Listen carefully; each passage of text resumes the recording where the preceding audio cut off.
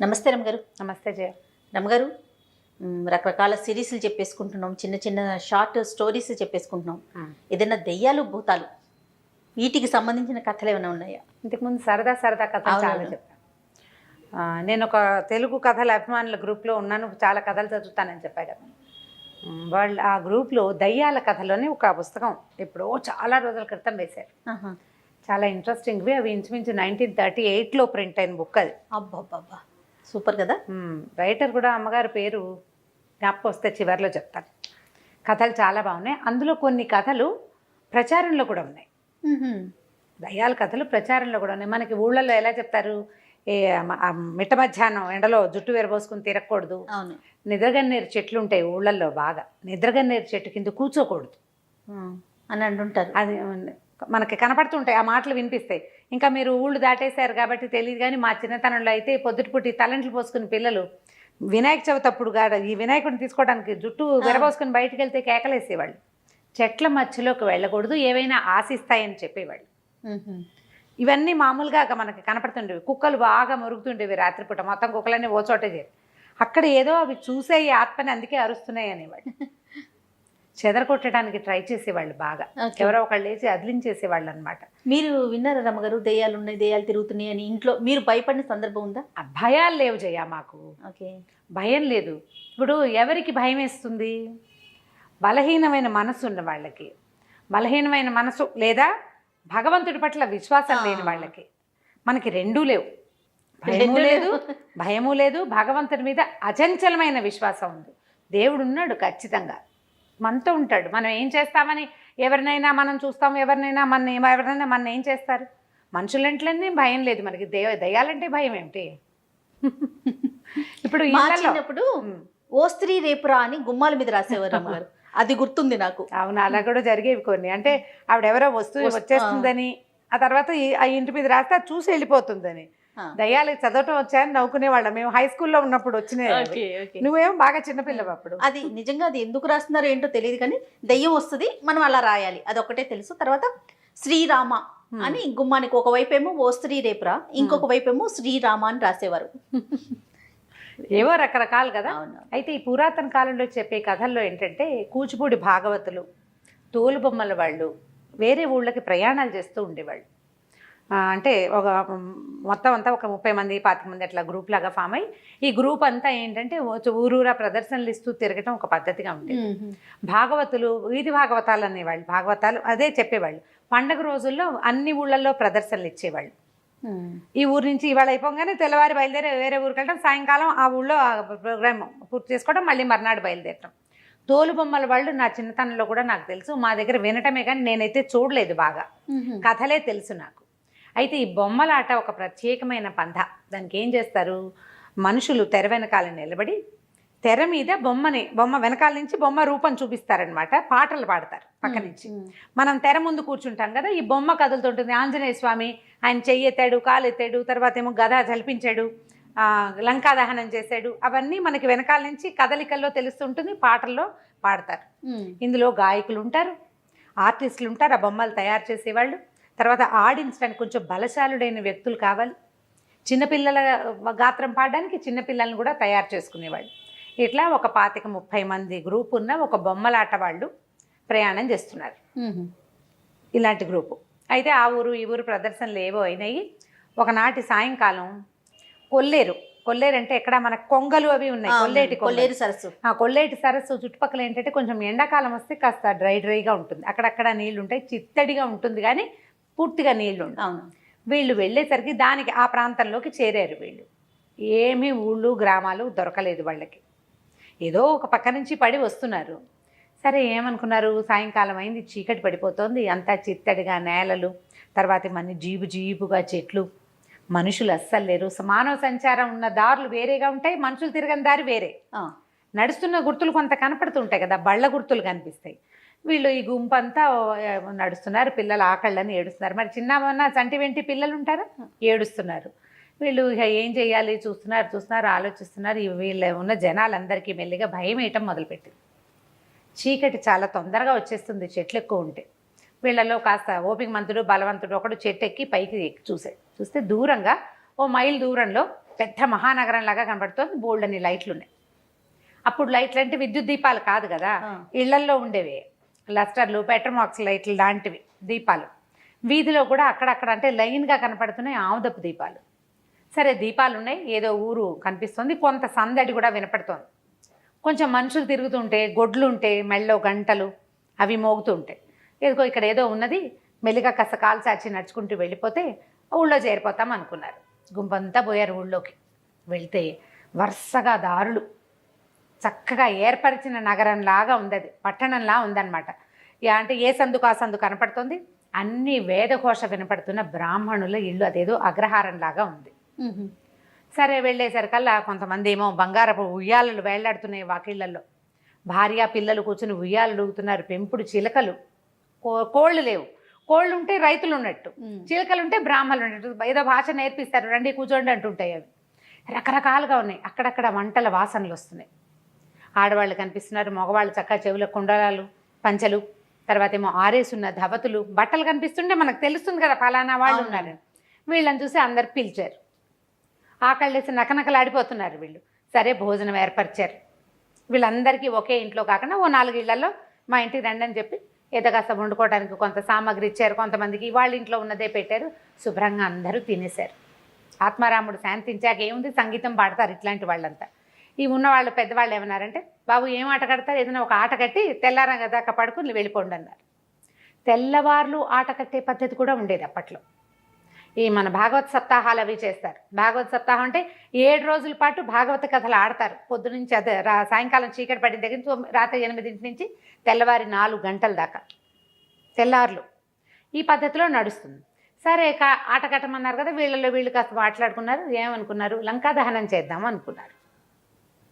సరే 1 గంటలో చకచక ఒక పందిరి లాంటిది ఏర్పరిచేశారు. బోలెడన్ని దీపాలు వెలిగించారు. వీళ్ళు కూడా తమకి సామాన్లన్నీ పెట్టుకోవాలి. అంటే లంకా దహనం చేయాలంటే ఏం చేయాలి, అశోకవనము, రాక్షసులు, సీతాదేవి, ఆంజనేయ స్వామి, మళ్ళీ ఆయన ముట్టించడానికి సాధనాలు అన్నీ తమ ఏర్పాటుకి ఎవరి స్టేజ్ డెకరేషన్ ప్రకారం వాళ్ళు చేసేసుకోవాలి కదా, సెట్ ప్రాపర్టీస్ పెట్టుకోవాలి. వీళ్ళన్నీ సెట్ చేసుకున్నారు. వాళ్ళు సరే అన్నీ ఏర్పరచుకుని చూస్తే వరుసగా వచ్చి కూర్చున్నారు. అందరూ బంగారు కుండలాలు, ఎర్రగా శాలువాలు, బ్రహ్మాండంగా విభూది పట్టీలు, ఒళ్ళంతా కూడా విభూది పట్టీలు ఉంటాయి. 12 పుండ్రాలు అంటారు, 12 పుండ్రాలు ధరించి చక్కగా ఉన్నారు. ఆడవాళ్ళు కూడా బ్రహ్మాండంగానే ఉన్నారు. అందరూ కాసిపోసి చీరలు, బోల్డ్ నగలు, ఎంత బాగుందో. సరే అక్కడి నుంచి ఓం అని ముందు గణపతి ప్రార్థన చేశారు. అక్కడి నుంచి ఆంజనేయ స్వామి ప్రార్థన చేయాలి, లంకా దహనం కదా. వీళ్ళు ప్రార్థన మొదలుపెట్టారు. మహోగ్ర రూపంతో పెద్ద ఆంజనేయ స్వామి బొమ్మ ప్రత్యక్షమైంది తెర మీద. ఆంజనేయ స్వామి రాగానే మొత్తం లైట్లన్నీ ఆరిపోయినాయి. ఇక్కడ కిందంతా దీపాలు పెట్టి కూర్చున్నారు కదా, దీపాలు లేవు, కిమినాస్తి. వీళ్ళు తెల్లపోయారు, అయ్యో ఇదేమిటి మొత్తం దీపాలన్నీ ఓసారి ఆరిపోయినాయి, ఉండండి రా బొమ్మ దించండి అన్నారు. ఆంజనేయ స్వామి బొమ్మ దించేశారు. దించేయగానే దీపాలన్నీ వెలిగినాయి. అంతా సభ అంతా కనపడుతున్నారు మనుషులు. మళ్ళీ మొదలెట్టాలి. మళ్ళీ ఆంజనేయ స్వామిని తెరక్కిచ్చారు. ఎక్కించగానే దీపాలు ఆగిపోయినాయి. 2 సార్లు 3 సార్లు 4 సార్లు అయ్యాక వీళ్ళల్లో ఒకటికి డౌట్ వచ్చింది, ఏంట్రా పోనీ దీపాలు ఆరిపోయినాయి, ఏమిటయ్యా అన్ని దీపాలు ఆరిపోయినాయి అంటుంటే ఎవడు సమాధానం చెప్పటల్లా. ఎవరైనా చెప్పాలి కదా, కనీసం బాబు కంగారు పడకండి ఇంటికి వెళ్ళి వెలిగిద్దాం, మొత్తం అని గాలి వచ్చింది, ధూళి, ఏదో ఒకటి అనాలి. ఏమీ నో కామెంట్స్, ఎవ్వరూ మాట్లాడాల. 5 సార్లు 4 సార్లు అయిన తర్వాత వీళ్ళల్లో పెద్దవాడు ఒకడు, ఒరే మన దీపాలు వెలిగించుకుందాం ఉండండి రా, వీళ్ళందరివి ఏమిటో మరి దీపాలు ఆరిపోతున్నాయి అని చెప్పి వాళ్ళ దగ్గర ఏవో 9 దీపపు సెమ్మాలు అవి ఉన్నాయి.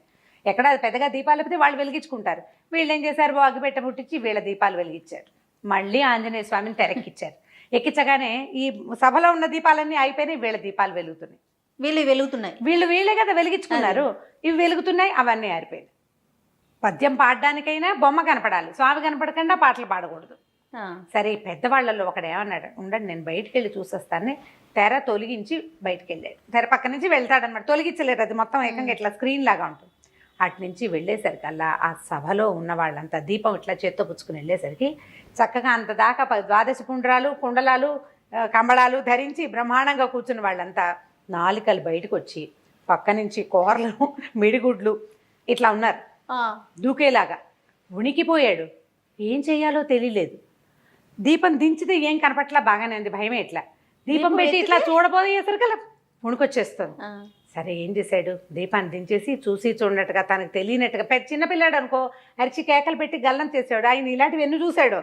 మెల్లిగా వెనక్కి వెళ్ళాడు. ఒరే ఇది లాభం లేదురా నాయన, తెల్లవారేదాకా స్వామిని దించొద్దు, పాట ఆపద్దు. ఆంజనేయ స్వామిని ఎక్కించడం, ఓ పాట పాడుకోవటం.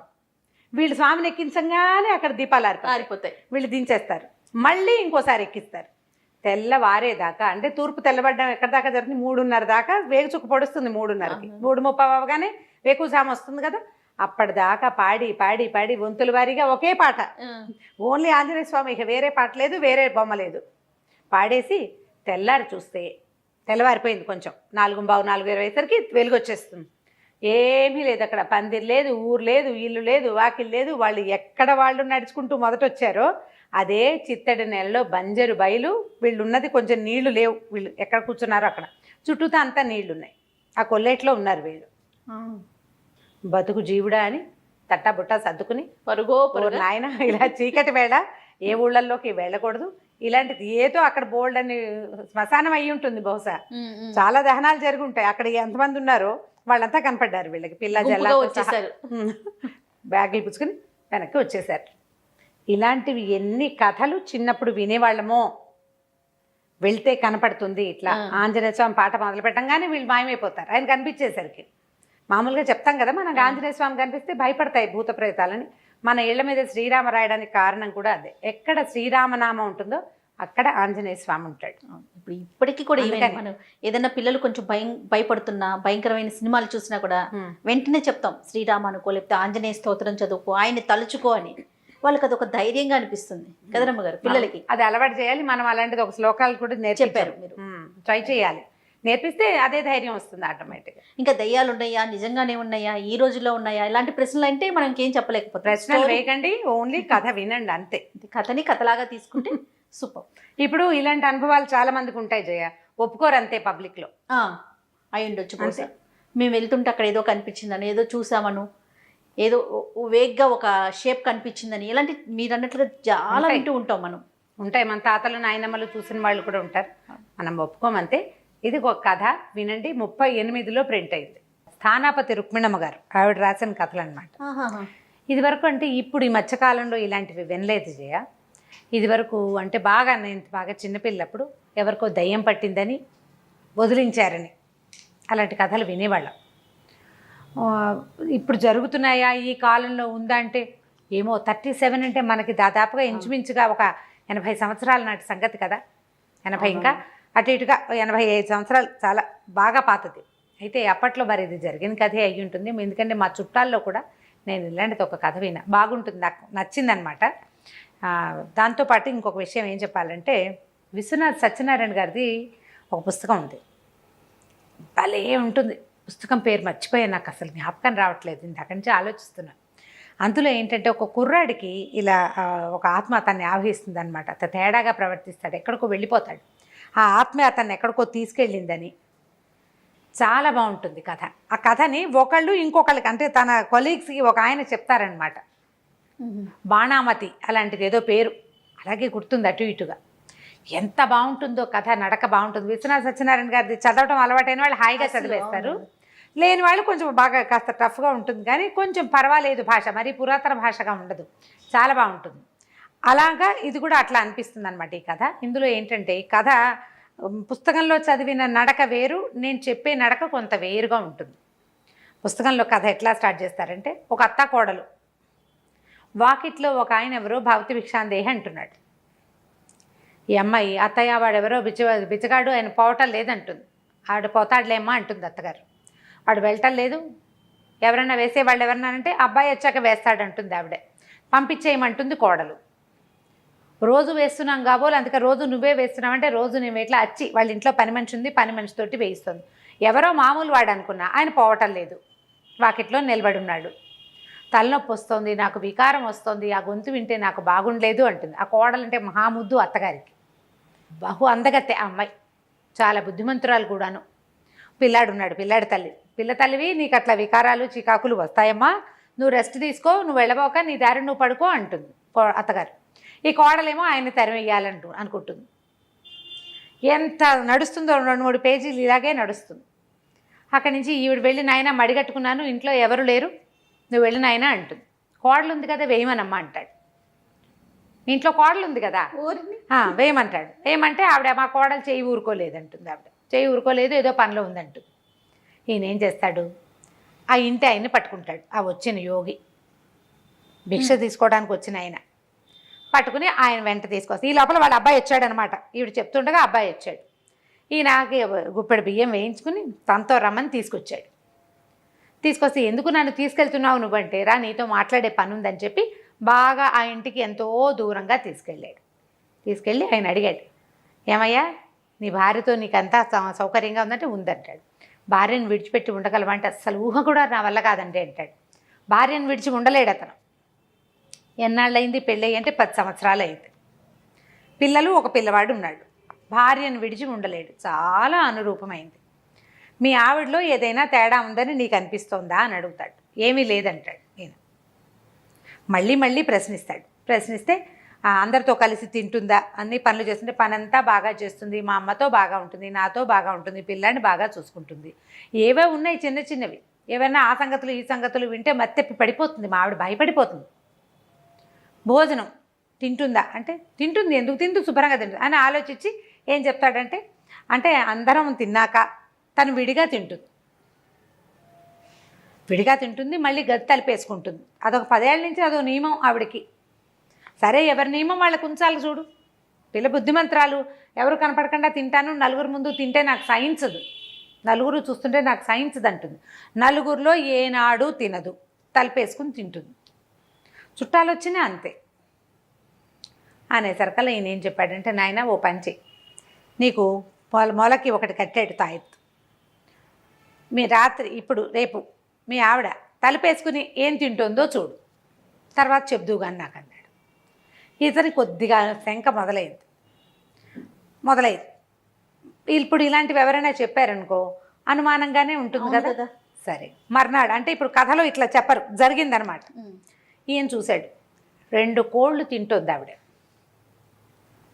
భీకరాకారం, నడికొప్పుకి అంటుతున్నంత కూర్చుంది ఒక ఆకారం.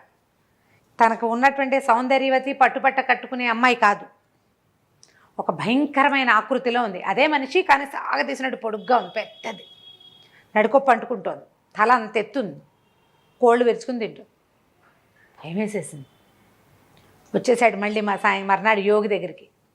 ఇది కనపడిందండి అన్నాడు. మా రోడ్లో ఎంతమందో కోళ్ళు పోయినాయి అంటారు, పంది పిల్లలు తప్పిపోయినాయి అంటారు, ఆ దారిలో అందరు చెప్పుకుంటూ ఉంటారు, అదేదో అయ్యింది ఇదేదో అయ్యింది అంటారు. అక్కడి నుంచి మా ఇంటికి వచ్చిన చుట్టాను ఒకడిని ఒకసారి తీసుకెళ్ళి మర్రి చెట్టు కింద పడుకోబెట్టేసింది. వాళ్ళని ఇంట్లో ఉండనివ్వకుండా. ఈవిడే అని వాళ్ళకి తెలీదు, అదే అసలు అనుమానమే లేదు. ఎప్పుడూ తలపేసుకునే తింటుంది. ఏవైనా ఇట్లా అవి వాళ్ళవి పోయినాయి వీళ్ళవి పోయినాయి గలభాగా మాట్లాడుకుంటే తలకాయ తిరిగి పడిపోతుంది. పిల్ల భయపడుతుంది అనుకుంటుంది అత్తగారు, మా కోడలకు అలాంటివన్నీ భయం, మా పిల్ల ముందు చెప్పకండి అంటుంది.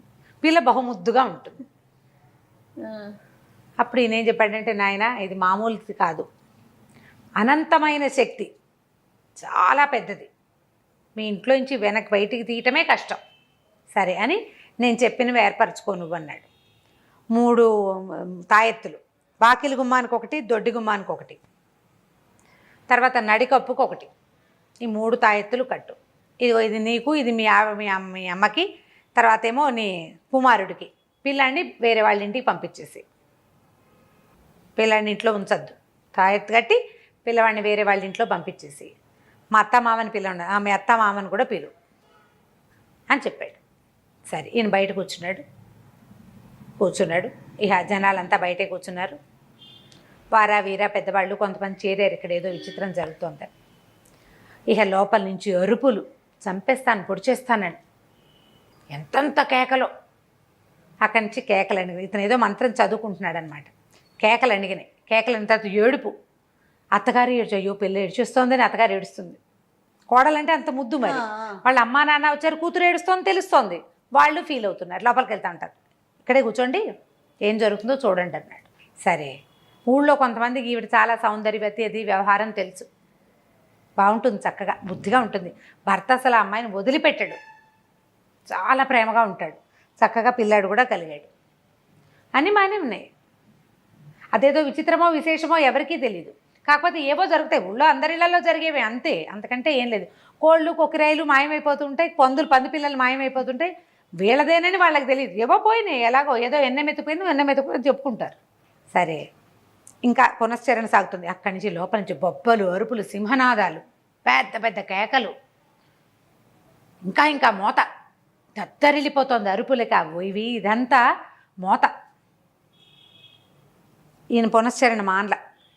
ఇంకా సేపటికి డబేల్మని తెరుచుకున్నాయి తలుపులు. లోపల నుంచి ఆవిడ నడిచి వచ్చింది బయటికి. పెద్ద చీర, మొత్తం పొడుగ్గా వేలాడేసిన జుట్టు జడముడి విడిపోయింది. పాదాలు ఇంచుమించు మడవల దాకా వచ్చేంత పొడుగాటి జుట్టు. అక్కడి నుంచి గోచి పెట్టుకున్న చీర కొంగులు జారబెట్టుకున్నాయి, అంటే బయట కూడా వదిలేసుకుని ఉందన్నమాట. ఎట్లా కనపడుతోందంటే ఆ చీర ఇట్లా చెంగు దోపుకుంటూ బయటకు వచ్చింది. వీరనారిలాగా కనపడుతోంది. అందరూ నిర్ఘాంతపోయారు. ఆ ఊళ్ళో మగవాళ్ళు ఎవరు అంత తేరి చూడలేదు ఆవిడని. మహాసౌందర్యవతి. మామూలు కంటే ఎక్కువ పొడుగ్గా ఉన్నట్టు కనపడుతోంది ఇప్పుడు. మామూలుగా కొంచెం పొడుగాటి అమ్మాయి, ఎంత పొడుగుందో. వచ్చి కూర్చుంది. అత్త మామ అత్తగారు ఓ పక్కన ఉంది, భర్త అత్తగారు ఉన్నారు. అక్కడి నుంచి ఈ పక్కన తల్లిదండ్రి ఉన్నారు. వాళ్ళకేసి చూడను కూడా లేదు. ఈమెను వచ్చి ఈయన ఒక ముగ్గు లాంటిది వేసాడు. ముగ్గులో వచ్చి కూర్చునేసింది మాట్లాడకుండా. అక్కడి నుంచి ఈయన అడిగాడు, నువ్వెవరివి, ఎక్కడి నుంచి వచ్చావు, ఎప్పటి నుంచి ఇక్కడ ఉన్నావు నువ్వు అంటే, నేను ఒక జమీందారుల బిడ్డని, నన్ను ఒక జమీందారికే ఇచ్చారు నాకు బాగా వయసు వచ్చాక. ఆ జమీందారికి చాలామంది పెళ్ళాలు ఉన్నారు. ఇంకా ఆయన దగ్గర ఉన్న ఇతరత్ర భోగం వాళ్ళు రకరకాల చాలా జాతులు ఉన్నాయి ఆయన దగ్గర. కానీ ఆయనకి నాకు సరిపడలా. మా నాన్న బోడు సిబ్బందిని ఇచ్చాడు, ఆస్తి ఇచ్చాడు, ఏదో పడలేదు వీళ్ళకి వాళ్ళకి. అయితే ఆయన ఏం చేశాడు, ఒకసారి నా దగ్గరకు వచ్చాడు, మామూలుగా రాణుల దగ్గరకు వచ్చేలాగా. కానీ ఆయనకి నాకు సరిపోలేదు. నేను ఆయనతో చేయలేకపోయాను. అంటే నేను ఒకవేళ ఆయనకి నేను ఏమైనా పరిచయం చేసినా నా మొహం ఆయనకు నచ్చలేదు. అంటే బహుశా అందగత్తె కాదు ఆవిడ మొహం గిట్టలేదు ఆయనకి. మొహం మనిషి జమీందారుల అమ్మాయి, రాజుల అమ్మాయి అయినప్పటికీ ఆవిడ అందగత్తె కాదు. ఆయనకి సౌందర్యవతులతో ఉండే అలవాటు ఉంది. పెళ్ళాలు కూడా భార్యలు చాలామంది ఉన్నారు. అప్పటి కాలం కదా అది. అక్కడి నుంచి తర్వాత సిబ్బందిని మార్చేశారు, మా వాళ్ళందరినీ పంపేశారు. వాళ్ళే వచ్చారు, అందరూ సైనికులు. తండ్రి చాలా ఆస్తి ఇచ్చాడు ఈవిడికి. ఆస్తి అంతా రాజుగారు హడపాయించేశాడు. అందుకు చేసుకున్నాడు ఈ పిల్లని. కానీ ఈ పిల్ల ఎప్పుడైనా ఆడపిల్లలకి అనాకారో సనాకారో భర్త కాపురం సంతానం ఉంటే జీవన సాఫల్యం లభిస్తుంది. లేకపోతే ఏముంది, అంతేగా. అనాకార అయితే మాత్రం ఆమెకి భర్తతో ఉండాలని, సరదాగా సంతోషంగా ఉండాలని ఉంటుంది కదా. ఆ స్త్రీ సహజమైన వాంఛలేవి ఆయన పడనివ్వలేదు ఆవిడికి. అని చంపేశారు. నన్ను నేను మరణించాను, అమ్మ అనిపించుకోకుండా చచ్చిపోయాను. నేను అమ్మ అనిపించుకోకుండా నా పని అయిపోయింది. ఏడాది తిరగకుండా జమీన్ మన్ను చేసేసా. ఆయన వాళ్ళు అనుకున్న ఎవరిని బతికి ఉంచలేదు.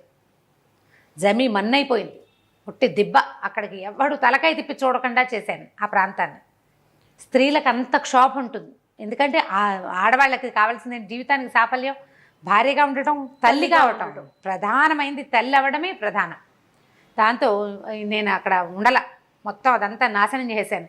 ఆ దిబ్బ వైపు తలకాయ తిప్పి చూసిన ప్రతి వాడిని విరుచుకు తిన్నాను. కొంతకాలం పాటు ఆ జమీలో ఉన్న వాళ్ళందరూ, ఆ పనివాళ్ళు, ఆయన బంధువులు, వాళ్లే నాకు ఆహారం. రోజుకు ఒకళ్ళని చొప్పున విరుచుకు తిన్నాను. తర్వాత మొత్తం అంతా దిబ్బైపోయింది. తల తిప్పి చూడడం మానేశారు ప్రజలు దానివైపు. అక్కడక్కడే తిరుగుతూ ఉండేదాన్ని.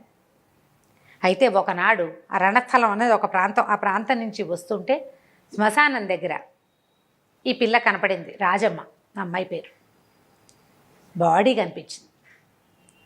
ఇంకా నాకు లోపల జీవితేచ్ఛ 1% ఉంది. ఏమిటి? సంతానం మీద వ్యామోహం, స్త్రీ సహజమైన మాతృత్వపు వాంఛ.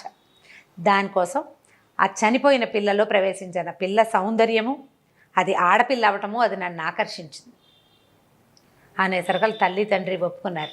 ఈ రాజమ్మ అనబడి ఇప్పుడు కనపడుతున్న ఆవిడ 9వ ఏటో 10వ ఏటో మరణించింది.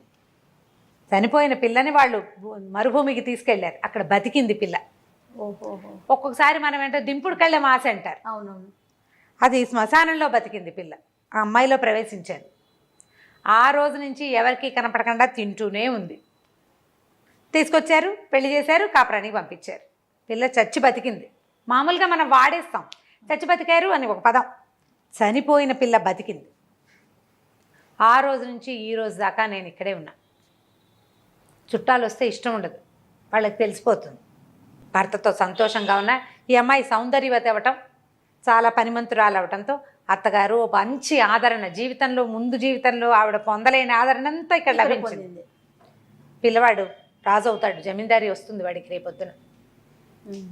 ఈ పిల్లాడు బాగానే ఉంటాడని ఇహత భర్త వెక్కి వెక్కి ఏడుపు. ఈ అమ్మాయిని వదిలేయటం అంటే ఆ అమ్మాయి కూడా వెళ్ళిపోవటమే. ఎందుకంటే అది మనిషి ఉన్నది కాదు, అందులో జీవం ఉన్నది కాదు కదా శరీరం. ఈ ఆత్మ బయటికి వెళ్ళిపోతే మొత్తానికి వెళ్ళిపోతుంది. అమ్మా నాన్న తెగ ఏడ్చారు. ఆ మహాసౌందర్యవతి ఊళ్ళోంచి వెళ్ళిపోతుందని ఊరి జనం కూడా ఏడ్చారు. పైగా అసలు ఆ ఊళ్ళో అందరికీ కూడా అమ్మాయి చాలా బుద్ధిమంతురాలు. ఆ యోగి ఏం చేశాడంటే బడుగ్గా ఉందిగా జడ, జుట్టు వెనక్కి వచ్చి జడేసాడు, మొత్తం అల్లేడు మొత్తం జడంతా. అప్పుడు మంత్రం ఆవాహన చేసి ఆమె ఆత్మని ఆ జటలోకి రప్పించాడు, జడ కత్తిరించేసాడు. ఓహో, మరికి చేసేదేముంది? అమ్మాయి పడిపోయింది, దీన్ని తీసుకెళ్ళి పట్టుబట్టలో చుట్టి సముద్రంలో పడేయండి అని చెప్పి ఇచ్చేసాడు. ఏం చేస్తాము, ఇంతే, ఇక ఇది లాభం లేదు అని. వీళ్ళంతా లబోదిబమ్మని ఏడ్చారు. ఆ అమ్మాయి భౌతిక కాయానికి తర్వాత క్రియలు చేసుకున్నారు. పూర్వం ఏం చెప్పేవాళ్ళంటే, దింపుడు కళ్ళం అనే శ్మశానంలో కాకుండా వెళ్ళే దారిలో మధ్యలో ఒక చోట దింపేవాళ్ళు. అవునండి. అక్కడికి వెళ్ళాకైతే అక్కడ ఏదైనా జరగచ్చు, ఇట్లాంటివి జరుగుతాయి అనేవాళ్ళు.